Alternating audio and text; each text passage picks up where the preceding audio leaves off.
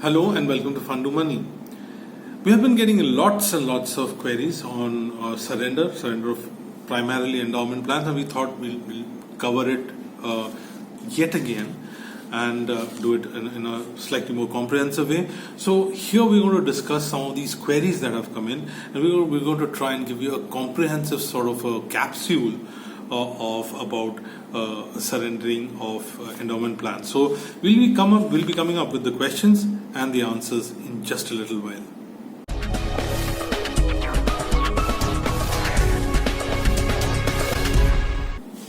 Welcome back. Welcome to Fund to Money.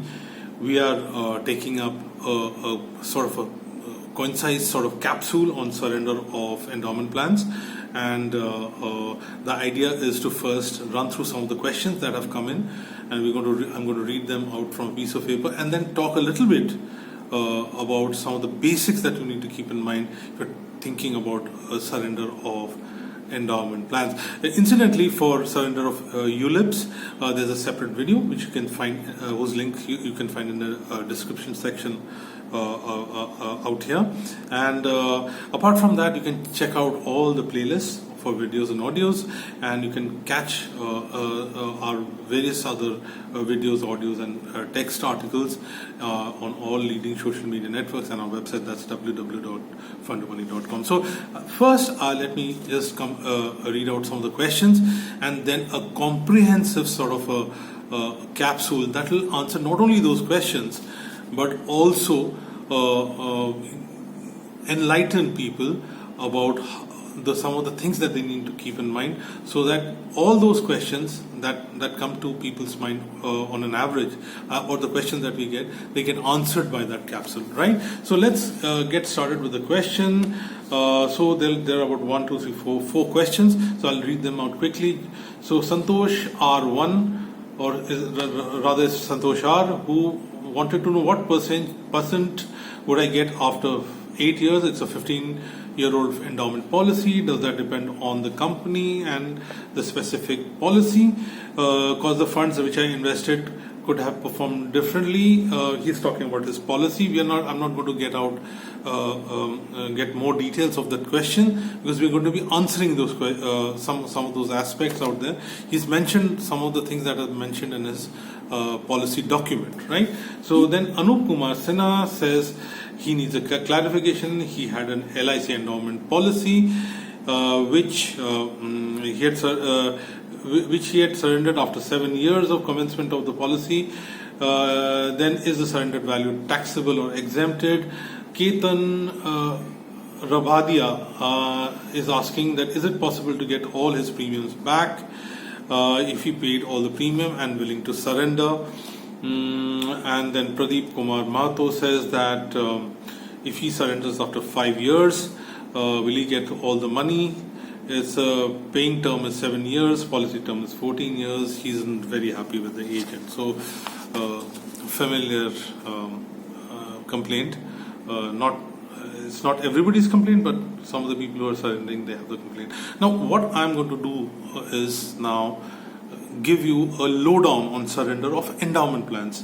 As I mentioned, for ULIPs, you can go to the description section. You get a link to a video. You can click on there and get the lowdown on ULIP. But endowment plans, it's a recurrent question that we are getting.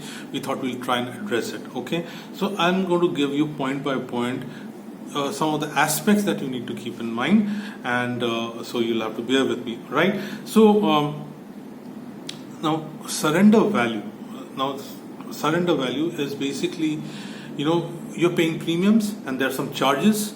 So when those premiums deducted of the charges is what surrender value is all about. But that doesn't mean that you can get it anytime you want, right? So now how does this thing happen? Now what is called the cash value, when your policy accumulates what's called the cash value, that is when you get some value in terms of your surrender value. Now, when does your policy get cash value, right? So not every kind of life insurance policy will accumulate cash value. So for instance, a term plan where you're only paying for the insured mortality risk, that's not going to accumulate a cash value. So it has to be investment come life insurance plan which will accumulate a cash value. It's got an investment element to it, right? So basically that means endowment plans, some ULIPs, not every ULIP I'm sure, or rather, I'm so sorry, ULIPs will have a cash value.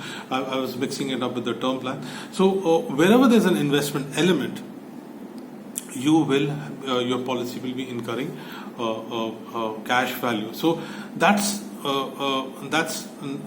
an important point to remember. Now, what happens in endowment plans, and which is if you go through some of the other videos that we have recently done, the question is coming: when do I get the money? How much money I get? Now, here's the thing: for a 10-year plan, if you're paid premiums for 2 consecutive years, you're on. After 2 years, you get your entire. You can be sure that you're going to get some kind of surrender value, surrender money. So the cash value is getting that is happening. For a policy which is more than 10 years, then it is 3 years, right? So for 2 years for a 10-year plan and 3 years for a plan which is more than 10 years, that's when your policy is accumulating a cash value and you get a surrender. You have a surrender value, right?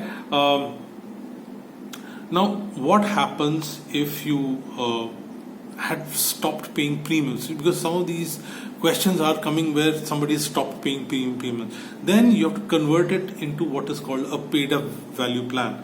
So basically what you're doing is you're not paying any more premiums. So charges are getting deducted, okay? And whatever is the cash value, that is the value you'll get, okay? Provided you've crossed that threshold that I just mentioned.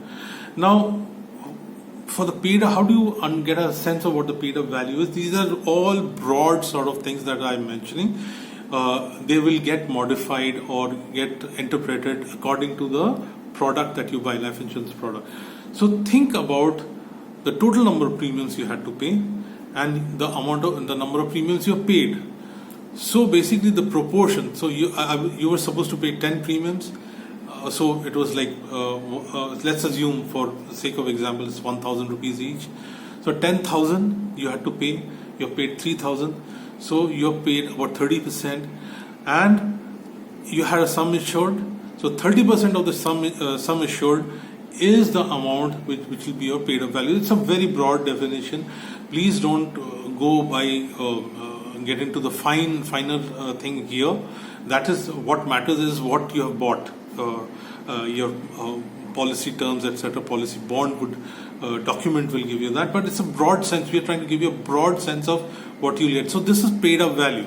Now, depending on what case is relevant for you, whether you have been paying the premiums regularly or it's a paid up value plan, sort of a plan, your surrender amount you will get. Okay, so if you had been doing paying the premiums regularly, then there's something called the guaranteed surrender value.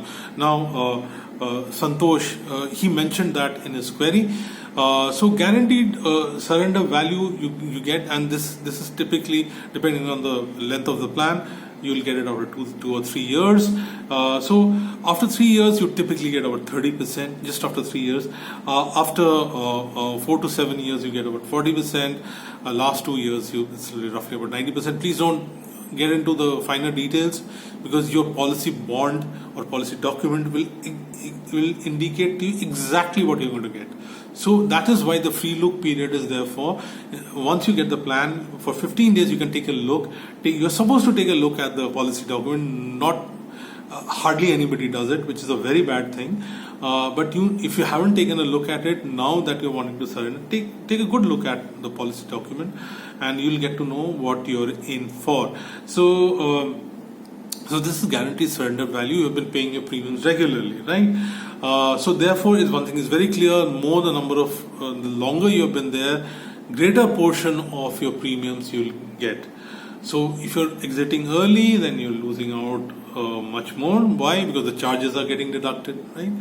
Now you actually get something called the special surrender value if it's a paid up value policy. Okay, so if in a paid up value policy, what will happen is the paid up value plus bonus into a surrender, some kind of surrender factor as it is called, that's the amount that you will get, right? So as I mentioned, these are all for endowment plans we are talking about. For ULIPs, you need to check out our ULIP video, whose link you'll get in the description section of this video and audio. And about the taxation, if you had taken tax benefits, tax deductions, and you're surrendering for 5 years, whatever deductions you have claimed gets added to your income and you pay tax for it. So if you're surrendering before 5 years, you get a tax hit, right? If you have taken tax deduction. Now, when does the maturity value become tax free, as we have mentioned in our other videos? If the sum insured, the number of premiums that you have, the premium 10 times, if the premium is, the sum insured is 10 times the annual premium or less, that's when it becomes tax free. So 10 times the annual premium or less, if it is, that is what in terms of, in relation to the life insurance amount, if that is happening, then your maturity value, or in this case the surrender value, is tax free. So as you would see, if you recollect, all the questions that have been asked are moving around these things, and if you get a sense, a grasp of some of these things, you will get to know what the your surrender value is likely to be, right? But having said that, the most important point is why to come to a situation like this. If you're going to buy an endowment plan, which in any case is not so rewarding, so then you need to have a really good, give it a good think whether you want to be doing something like this or not, and get a good sense of whether you can keep paying the premiums or whether it's sustainable to do something like this, and then only buy an endowment plan so that you don't have to surrender it. So when you're having to surrender, it's also indicating that there wasn't enough thought put in to buy a plan, because it's a long-term relationship, a long-term thing that you're getting into. So when you're not doing something like that, this is the price that you'll be paying for it. So in any case, if you want your premiums back, you'll have to wait. If you don't wait, you'll have to pay up money, lose out on money. Now, one more thing before we wrap up. Sometimes it makes a lot of sense to take a loan against your life insurance plan. We're going to be doing a separate video on that and audio on that, and please keep track of that. So a loan is far better, in our opinion, to be taken, because if it's a temporary problem, it can be sorted out. You don't need to do all this, get into this mess. So watch out for a loan against life insurance policy video, which will be coming to you very shortly. So we hope you found this video useful. If you like this video, give a thumbs up, share it with others, and tell us what you feel. Send in your queries like others. Get connected to us, subscribe to this channel. Till the next time, take very good care of yourself, and goodbye.